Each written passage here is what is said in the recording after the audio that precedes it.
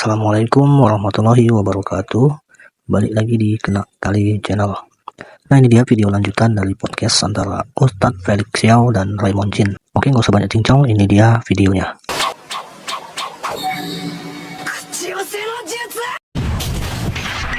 542-1M, open the door. Oke, next. Ini 5 jam bukan 5 menit 5 ya? jam ini. Oke, bahas soal jodoh. Nah, apakah manusia harus hidup berpasangan dalam sudut pandang Islam? Oke. Kurang pedes nih. Kalau berpasangan sih, gue juga gak tahu sih. Harus kan? Ya, jadi gini ya. Kita nggak usah bahas dari sudut pandang Islam dulu ya. Coba bayangin, untuk Raymond bisa hadir ke dunia ini, perlu berapa banyak orang tua? Mama sama papa. Mama sama papa. Untuk mama papa ada, berarti ada berapa kakek? 4. Okay. Ada berapa buyut dari 4 ini? 8. Dan terus menerus. Coba bayangin ya. Itu namanya fertility rate. Benar. Fertility rate 2 itu sama dengan stagnan. Artinya peradaban tuh cepat atau lambat akan menjadi ineksis. Gitu kan ya. Kalau di atas 2 itu ada perkembangan. Di bawah 2 mampus. Tapi emang gak boleh gitu kayak orang. Oke. Anggap child free itu gak boleh. Child free. Gitu. Boleh, tapi dengan alasan tertentu. Gimana tuh? Alasannya boleh kalau misalnya contoh ya, Imam Nawawi misalnya. Dia bilang begini bahwa aku punya kesempatan untuk nyari ilmu. Dan aku punya kesempatan untuk nikah. Nikah itu adalah kenikmatan bagi aku, sementara ilmuku akan bermanfaat buat banyak orang. Maka aku lebih milih untuk tidak menikah dulu untuk melihat ilmuku. Ada temanku bilang, aku mau kayak Imam Nawawi.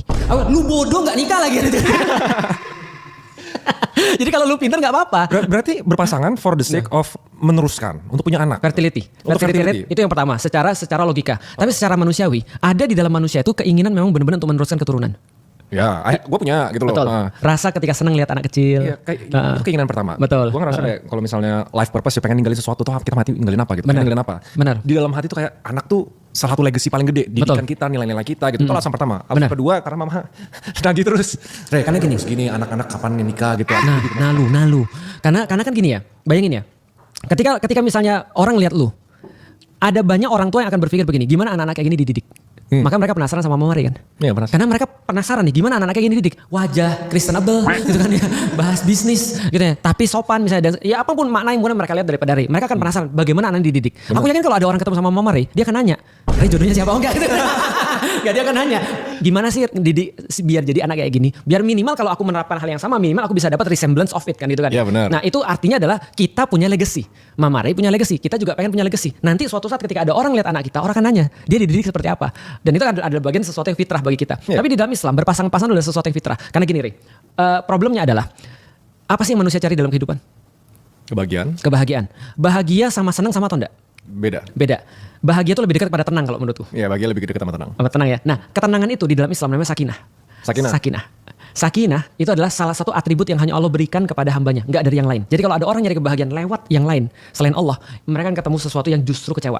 Tapi kalau mereka cari kebahagiaan, mereka cari dari Allah. Salah satu yang Allah kasih, sakinah, itu lewat pasangan. Oh ya? Salah satunya apa? Salah satunya. Salah satunya. Yang lain apa? Yang lain bisa jadi Allah kasih ketenangan lewat kemudian kita berdoa, lewat kemudian mengingat Allah, lewat kemudian tahu visi hidup, itu dikasih sakinah. Tapi yang paling mudah itu dari kemudian pasangan. Makanya ada orang bilang kan, Ustadz aku mau nyari suami. Ya syaratnya apa? Yang mapan. Gak ada jomblo mapan. Lu gak ada mapan lu. Kenapa? Karena mapan itu adalah sakinah. Gila. Mapan tuh dalam bahasa Mapan, Jawa sakinah. artinya seperti papan nih. Seperti papan gak bergerak. Karena kenapa mejanya gak bergerak? Kakinya 4. Lu kakinya baru 1. Maka lu sering begini nih. Nah adanya pasangan tuh yang baik ya. Buat orang merasa tenang. Makanya lu badai kayak apapun di luar. Begitu lu balik, lu tenang. Kalau istrinya soleha. Gila lu selama ini ya, kayak gue kalau ditanya sama semua orang gitu. Lu cari cewek kayak gimana? Gitu ya. Beda ya sama jawaban mama ya. Pertama secara teknis dulu, gue paling gampang soalnya lewat teknis. Yeah. Cantik, pintar, berkarir. Jelas. Oke. Tapi ujung-ujungnya ini semua sirna kalau dia gak bikin gue tenang. That's it. Gue selalu ngomong kayak gitu, selalu. Pro. Ternyata udah fitrahnya. Apa yang membuat lu bisa bilang kayak gitu? Pengalaman apa yang membuat lu bisa kayak gitu? Ini penting. Bukan. Lu pernah pacaran kan? Pernah. Lu pernah gak sih pacaran sama orang yang cantik? Pernah, sama cakep Tapi banget, sama cakep pintar banget, sama seksi berkarir banget. sama semua itu. Dia punya. Lu coba. Tapi in the end of the day, ketika lu lagi marahan sama dia, itu matters atau enggak? Matters banget. Dan itu ngaruh ke keseharian. Maksud gini, Ngaruh ke, dia jadi cakep atau enggak? Ketika lu lagi marahan, enggak jadi cakep kan? Enggak. Keseksiannya hilang kan? Enggak. Enggak matters kan? Artinya itu maksud lu tadi tuh. Jadi ada atribut-atribut yang akan hilang setelah lu nikahin. Makanya itu menyebabkan kenapa ada orang pacaran nih, dia udah pacaran, ini cantik banget, keren banget segala macam. Begitu 3 bulan dia jadian sama dia, teman-teman yang lain jadi cantik. Teman-temannya dia jadi cantik. Bener gak? Setuju gak? Lu yang masih muda, kalau gue udah kayak pengen settle. Waduh, lu udah punya 2 kaki lah ya. Udah punya 2 kaki. Nah, artinya kalau kita lihat berpasangan tuh membuat kita jadi tenang. Dan orang tenang secara penelitian, dia akan lebih termotivasi. Makanya orang-orang yang sudah nikah itu lebih termotivasi daripada orang yang belum nikah. Oh iya? Oh jelas, itu ada penelitiannya. makanya. Gue malah disaranin sama teman-teman gue kebalik. Iya. Soalnya kalau misalnya gue udah menikah, gue jadi nggak bisa ngelakuin hal-hal yang terlalu berisiko. Itu jelas. Karena satu tanggungan, Iya. itu udah basic. Kedua, kita udah gak mikirin diri kita. Misalnya gue speak up lagi, yang Iya. vokal banget. It's not about me, kayak istri gue gimana, anak gue gimana, kalau mereka diculik, kalau mereka apa gitu kan. Jadi gue jadi gak bisa mempertahankan idealisme gue. Oke. Nah orang kasih saran, kalau lu mau gas sekarang, sebelum lu punya istri gitu loh. Kebalikannya dong. Kebalikan. Masa? Justru ketika kita punya istri, kita jadi lebih firm. Aku jadi lebih kayak gini, itu semenjak aku punya istri. Oh ya? Ya jelas. karena kan kita cari istri yang satu visi tuh. Karena gini, coba kita lihat ya. Kalau ada orang misalnya contoh, dia sebelum ketika sebelum dia beristri itu dia lebih menggebu-gebu. Karena kenapa? Secara biologis pun hormon testosteronnya tinggi-tingginya. Oke. Ketika menikah itu drop. Itu penelitian tuh. Emang iya? Iya. Jadi gini, ada penelitian bagus sebelum aku lanjutin omonganku ya. Jadi gini, ada orang meneliti, ahli neuroscience meneliti bagaimana caranya membuat pernikahan langgeng. Dia nyari segala macam dan dia lewat pendekatan hormonal dia nggak dapat sama sekali. Dia bingung sama sekali. Sampai dia nanya neneknya. Neneknya cuma bilang gini, karena kalian naik ke kasur terlalu dini. Jadi kalian nge-seks terus. Sabar, naik ke kasur terlalu dini. Dia nge-seks sebelum nikah. Ternyata setelah diteliti, hormon laki-laki beda dengan hormon perempuan. Hormon pengikat di antara manusia namanya oksitosin. Benar. Oksitosin ini perempuan keluar terus. Laki-laki nggak bisa karena ada namanya oksitosin inhibitor yang menghalangi oksitosin namanya testosteron. Jadi ketika testosteronnya masih tinggi, oksitosin itu nggak bisa keluar. Sehingga laki-laki itu nggak bisa terikat dengan satu perempuan. Oke. Artinya ketika mereka sudah naik ranjang, perempuannya terikat dengan laki-laki, laki-lakinya tidak. Itu hubungan Oksitosin. Gue Jadi malah secara pikirannya hormonal. gini, kalau testosteron ya berarti gue harus nge-gymnya tuh sebelum nikah. Soalnya kalau gak ada testosteron kita gak bisa build muscle. Nah itu betul. Makanya testosteron muncul ketika kita build muscle. Iya. Tapi testosteron setelah nikah itu drop. Sehingga oksitosin kita bisa naik. Maka beda antara laki-laki berkomitmen dengan laki-laki tidak berkomitmen. Oke. Kalau laki-laki sudah berkomitmen, lu udah nikah sama seorang cewek. Semakin lu berhubungan sama dia, lu semakin terikat sama dia. Berarti rahasianya gue bucin sama cewek, dia harus bisa nikahin gue. Rahasia benar. Bukan dia nikahin lu. Tapi lu komitmen sama dia. Oke. Komitmen tuh namanya pernikahan gitu kan ya. Nah Oke. itu. Nah, kita balik lagi ke masalah tadi ya. Ketika ada seseorang misalnya dia menikah misalnya. Sebelum menikah dia harus melakukan semua hal. Itu kalau misalnya dia sudah menikah dia jadi nggak idealis karena dia menemukan istri yang tidak satu visi. Tapi kalau dia sudah satu visi, itu antum unstoppable. Unstoppable, literally unstoppable. Satu visi. Kenapa? Karena antum tidak akan punya batas energi. Antum nggak akan pernah capek Gue loh. gak kebayang sejujurnya ya. Apa mungkin selama ini gak pernah dapat yang sevisi? That's right. Tapi gue gak kebayang soalnya. Tapi terakhir ngobrol sama salah satu partner bisnis gue, dibilang kayak gini. Kayak dia bener-bener termotivasi banget. Ini satu dari mungkin 20 yang ngomong. Satu dia bilang, setelah dia menikah, kenapa? She's the one man. She's the one, dia kayak gitu. Tapi dia gak bisa jelasin kenapa she's the one. Betul.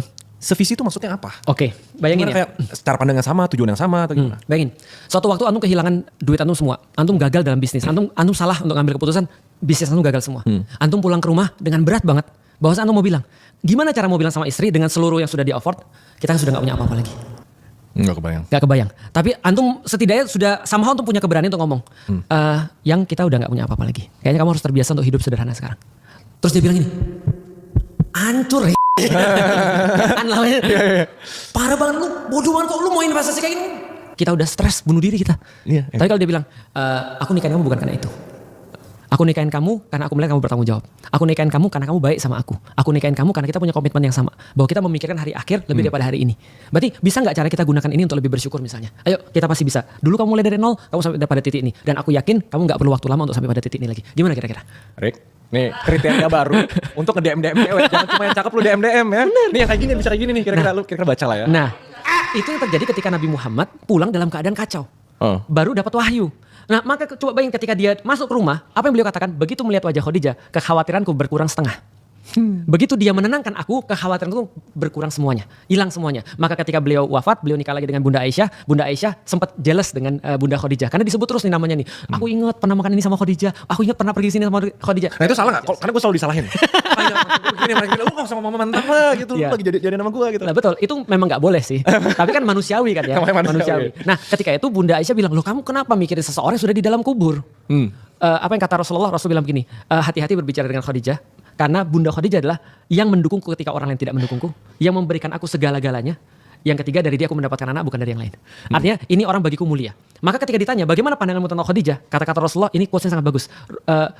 Ruzik tu hubbaha, aku diberikan karunia untuk mencintainya. Jadi mencintainya itu adalah rezeki bagiku. Ini kan luar biasa tuh. Artinya apa? Rasulullah tuh bucin banget tuh ceritanya. Iya, bucin sih. Kan ya? Oksitosin dia udah tinggi. Tinggi sekali. Kenapa? Karena ini perempuan benar-benar menjadi sumber ketenangan bagi dia. Ketika dia menghadapi apapun di rumah, Ray, lu yakin deh? Lu catat omongan gue nanti kalau lu udah nikah ya. Gimana ini gue ini di cut, dimasukin di folder, Betul. di pin. Betul.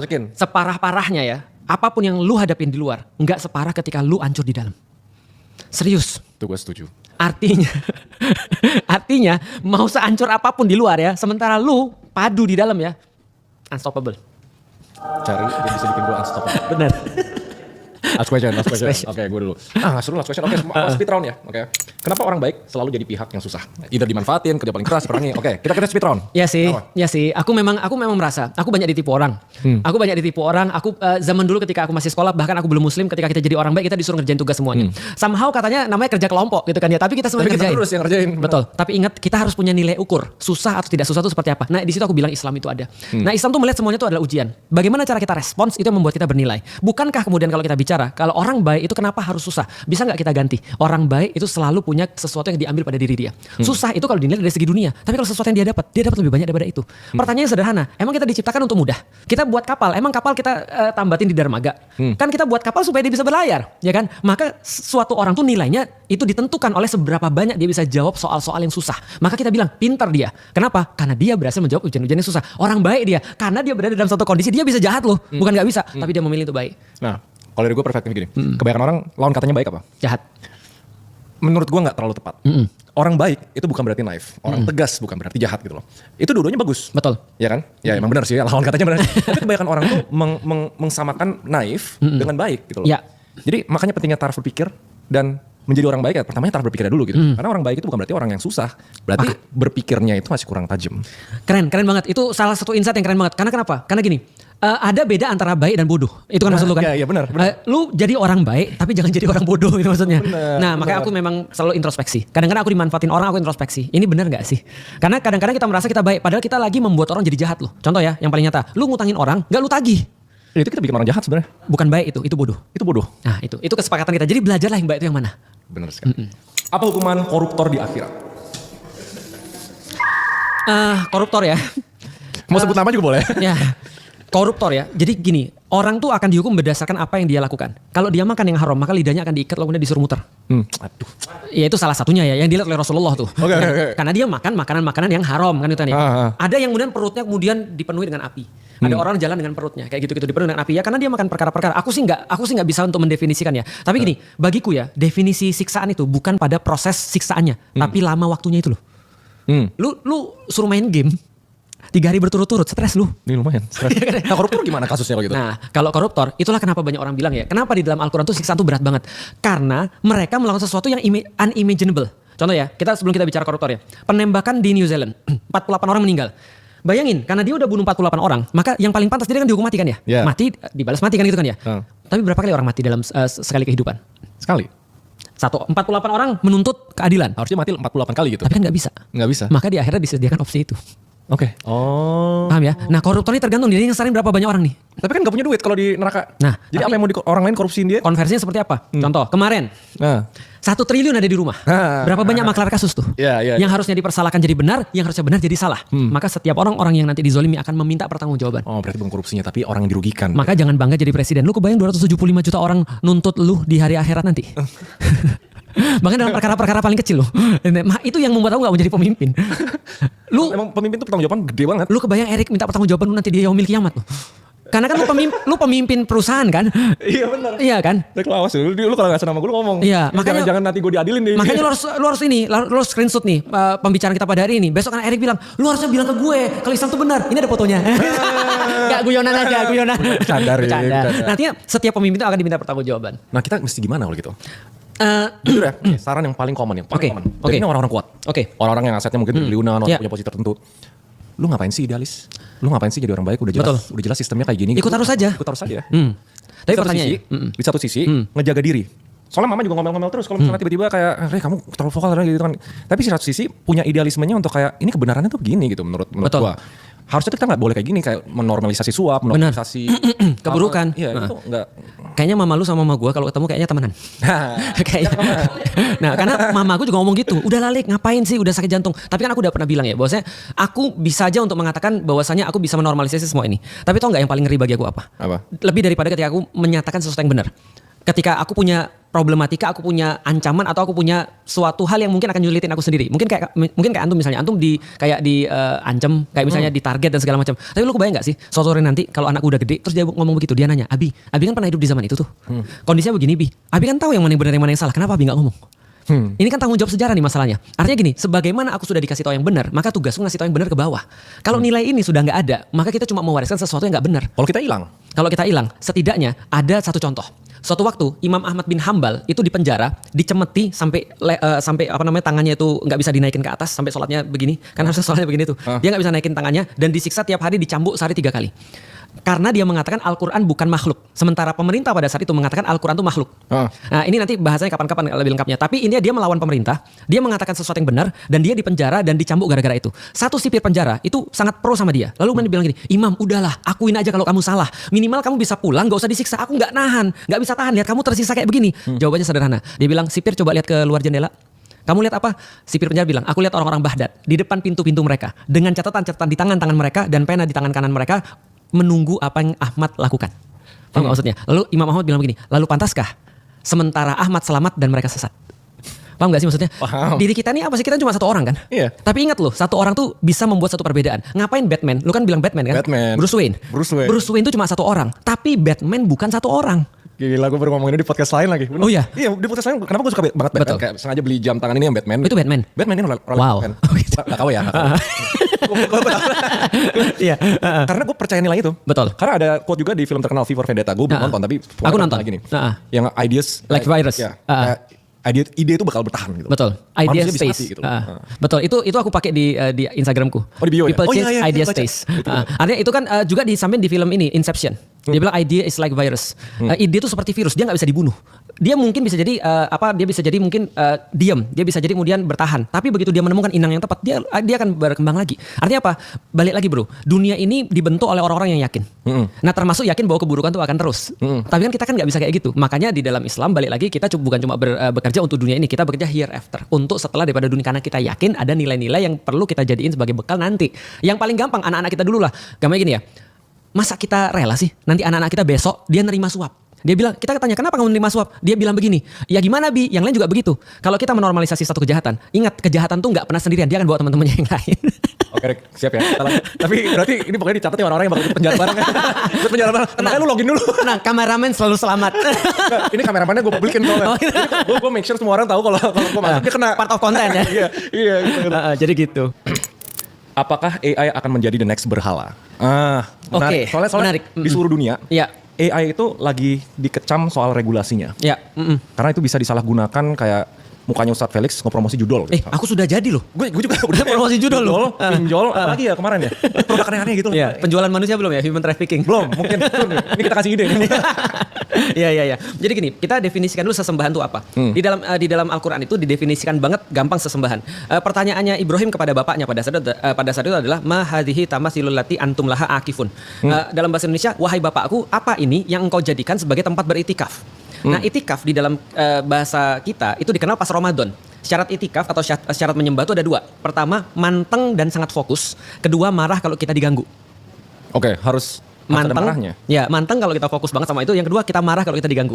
Kalau manteng tapi nggak marah? Nah, manteng nggak marah berarti belum itikaf. Oh. Contoh ya misalnya ya, contoh. Zaman dulu itu ketika ada orang lagi nyembah patung, lalu kemudian Nabi Ibrahim datang ngeganggu dia gitu kan. Kamu nyembah apa sih? Itu orang bilang, kamu jangan ganggu gue ya, gue rajam lu. Artinya dia marah kalau diganggu karena dia benar-benar lagi fokus ke situ. Nah, 2 syarat itu yang menyebabkan seseorang tuh jadi punya sesembahan. Sekarang pertanyaannya, jangankan AI ya, bola jadi sesembahan nggak sekarang? Banyak. Lu pergi ke Inggris, lu hina tim bola orang, lu bisa dirajam di tempat. Bisa nggak balik. Bisa nggak balik lu. Udah itu. Lu di sana nggak apa-apa lu ngomongin agama, tapi kalau lu ngomongin bola dan mereka nggak suka, lu nggak selamat. Gitu kan ya. Ada orang misalnya dari Jakarta ke Bandung misalnya, atau Bandung ke Jakarta, mendapatkan perlakuan kekerasan. Benar. Nah berarti kan itu sudah jadi dalam tanda kutip kayak sesembahan kan gitu kan ya. Nah berarti mungkin gak AI jadi sesembahan? Sebagaimana sekarang bola sudah jadi sesembahan, atau misalnya ada orang idol sama seseorang bisa jadi juga sesembahan. Kayak Pilpres kemarin.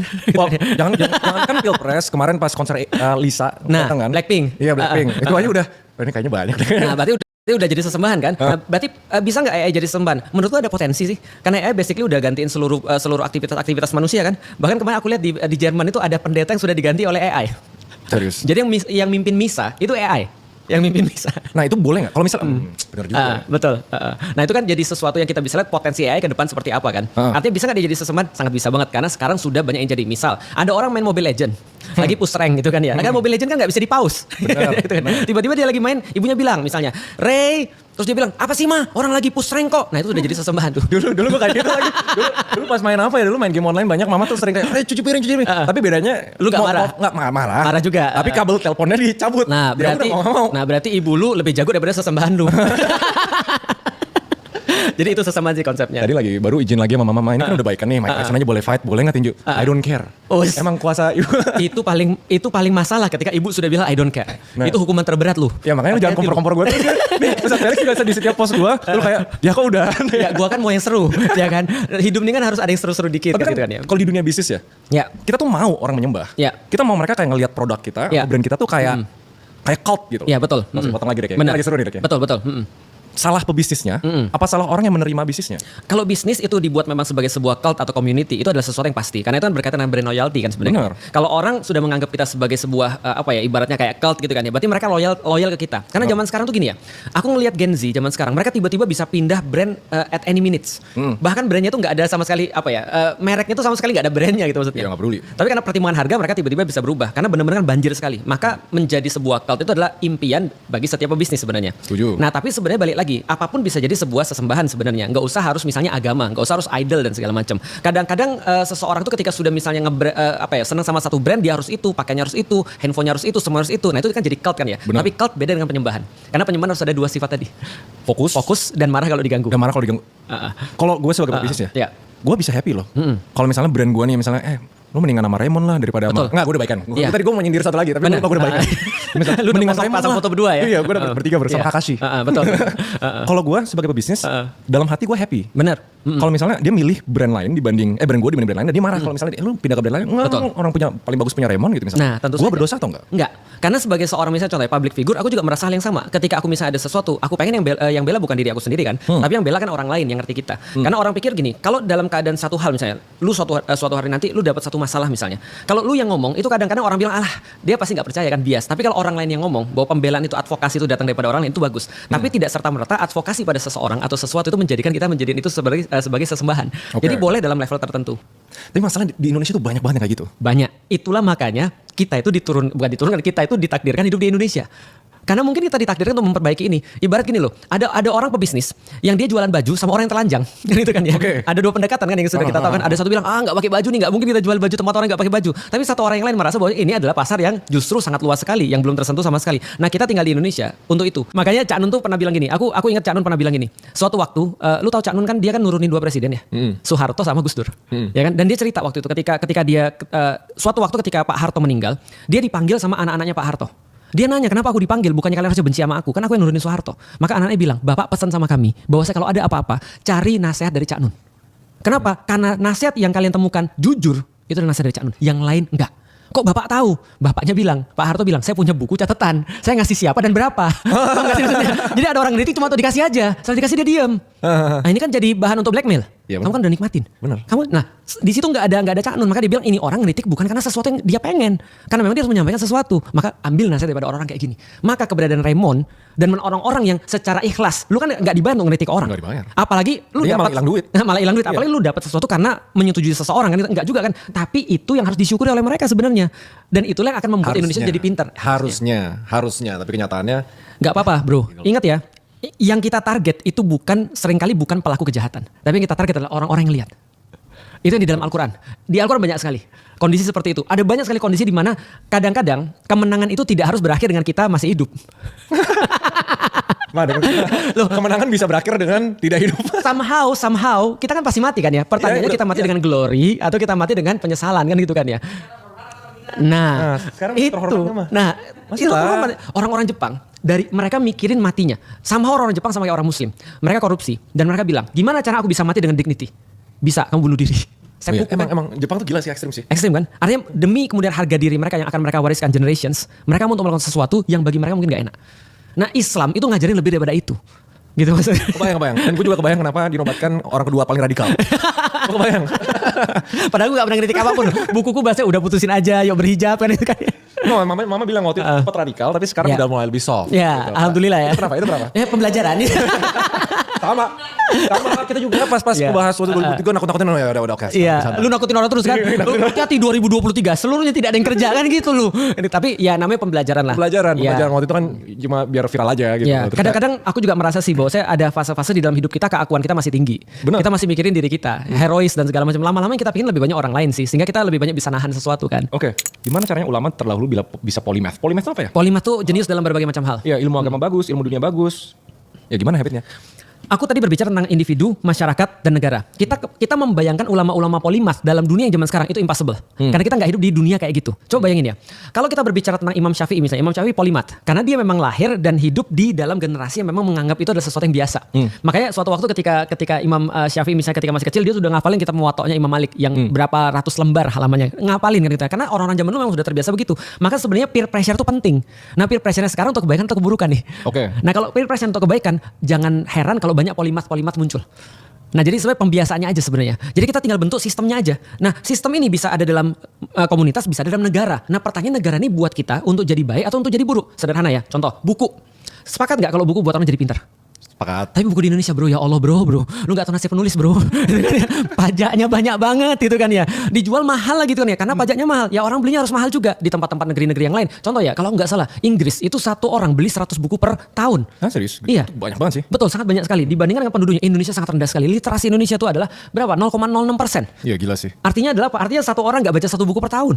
Iya. Padahal kita adalah umat yang disuruh untuk baca kan itu kan ya. Mungkin sekarang orang gak suka baca kali. Mungkin orang lebih suka nonton, misalnya belajar ada YouTuber namanya Ramon Chin gitu. Betul. Belajar tentang bisnis. Nah, tapi dapat insentif gak lu? Lu malah dapat problematika. komen. Nah, kalau lu dikasih insentif, coba bayangin. Semua anak-anak SMP ke atas harus nonton Raymond Chin. Misalnya di sekolahnya. Atau semua anak-anak di ini harus dibekali buku ini. Nah, tergantung insentif pemerintah seperti apa. Artinya kalau kita bicara tentang masalah, kenapa ulama-ulama dulu polimat? Wajar. Zaman dulu misalnya di zaman Umar bin Khattab. Ada orang menulis buku yang bermanfaat bagi orang lain. Maka bukunya ditimbang dengan emas. Jadi contoh bukunya 1 kilo misalnya, dikasih emas 1 kilo. Kan enak kan? Nah, itu insentif. Topiknya berarti orang, anggapannya pemerintah tuh sebenarnya gak mau rakyatnya pinter.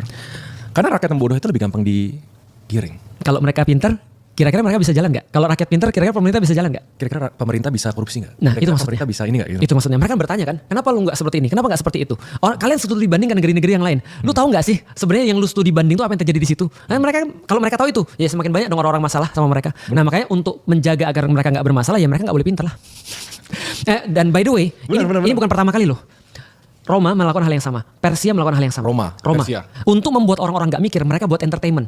Sirkus Maximus. Mereka bikin kemudian amphitheater. Mereka bikin perang antara orang lain dan segala macam itu jadi hiburan bagi orang. Hiburan ini sama buat orang gak mikir bahwasanya mereka pajak makin naik, harusnya gak begini dan seterusnya. Itu dilakukan for ages.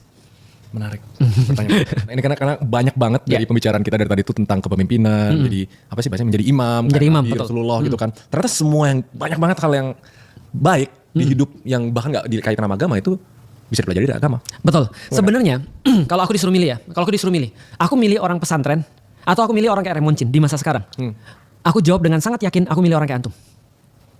Mama? Why? Kenapa tau nggak?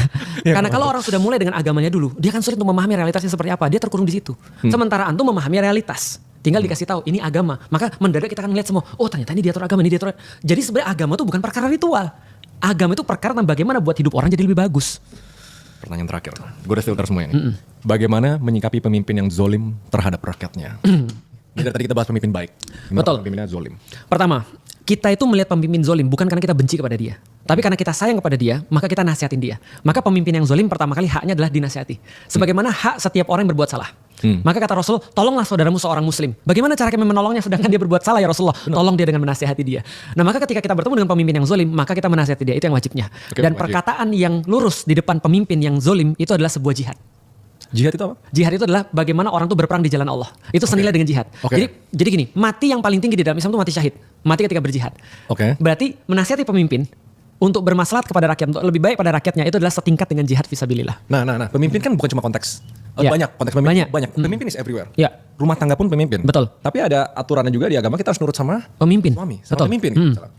kasusnya sama. Betul. Kalau Nurut. emang dia zolim, memang dia salah, Ya. harus dinasihatin. Maka ketaatan itu ada syaratnya. Selama dia kemudian taat pada Allah, kita taat pada dia. Jadi taat itu tidak terbatas, tidak invisible. Tapi taat itu ada batasnya. Selama dia taat pada Allah, kita taat pada dia. Nah, cuma menasihati ada caranya. Jangan dihina-hina. Gitu kan ya.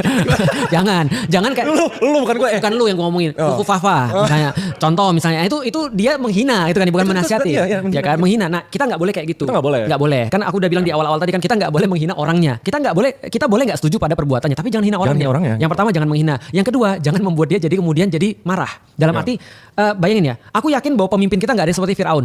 Tapi bahkan kepada Firaun pun kata Allah adalah katakan kepadanya qaulan layyina, ucapan yang lembut.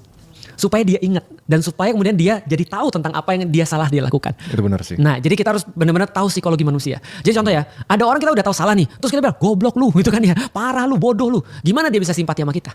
Itu benar. Bukankah komunikasi itu diawali dengan cara membuat bridging dulu, membuat dia trust dulu sama kita, dan trust itu nggak bisa kita dapatkan dengan cara mengkonfrontir dia, membuat dia itu jadi marah itu maksudnya. Nah, jadi itu ada aturannya di dalam Islam. Banyak sih aturan nanti kita bicarain kapan-kapan. Dan sekarang memang kastanya selain dari kepintaran, knowledge, IQ dan lain-lain yang kita belum bahas sama sekali sebenarnya emang emotional intelligence. Tapi mungkin itu bakal jadi episode lain kali karena Mama sih pengennya banyak ngobrol sama Ustadz Felix. Ayo. Jadi kayak menurut kalian Tanya gimana? netizen. Kita tanya netizen. Setuju nggak kita bikin acara 30 hari Raymond mencari cinta? Asik. Bisa kan 30 hari lu udah berapa minggu aja belum ketemu nih gue. Ya, yang penting bukan ketemunya, prosesnya yang benar. Prosesnya. Jadi selama prosesnya kalian mau lebih banyak bahas yang berhubungan dengan topik-topik kayak gini atau enggak? Karena ini sebenarnya ini bukan topik agama tau. Bukan. Ini bisa dibilang bahkan Umum. filsuf. Ya, betul. Filosofi ya. Filo itu artinya ilmu, sofi artinya kebijaksanaan. Ya benar ya. Benar. Filo tuh cinta ya. Enggak tahu Ya. sebenarnya. Erik nanti. Iya, filosofia, filo artinya cinta, sofia agama. Sorry, sofia kebijaksanaan, mencintai kebijaksanaan, filosofia. Dan balik lagi ke pertanyaannya why? Why? Itu the most powerful question yang banyak orang tuh nggak Lupa. lupa. Sehingga kalau mereka mengupgrade why mereka mengupgrade pandangan hidup mereka dan sudah pasti agama mereka. Siap. Karena agama itu adalah pandangan hidup. Terima kasih banyak Sama-sama. Ustadz Felix. Makasih Kita banget. hari ini terima kasih. Kayaknya Mamang udah lebih sedikit tenang. Udah soalnya habis podcast terakhir Mamang Ya. kayak, "Rey, ayo ngobrol." Iya, Pak. Sebenarnya balik lagi kalau aku boleh bilang ya, sebenarnya bukan memperbaiki ya. Ibaratnya gini, mengembangkan orang-orang kayak Ray itu lebih mudah daripada mengembangkan orang-orang yang pertama yang benar-benar ignorance atau arrogance. Nanti kita bahas kapan-kapan. Oke. Arrogance dan ignorance itu musuh paling besar agama sebenarnya. Setuju. Alright, terima kasih banyak. Bareng-bareng, See you guys sama-sama. di video selanjutnya. Dadah. Nah, itu dia videonya. Semoga bermanfaat. Assalamualaikum warahmatullahi wabarakatuh.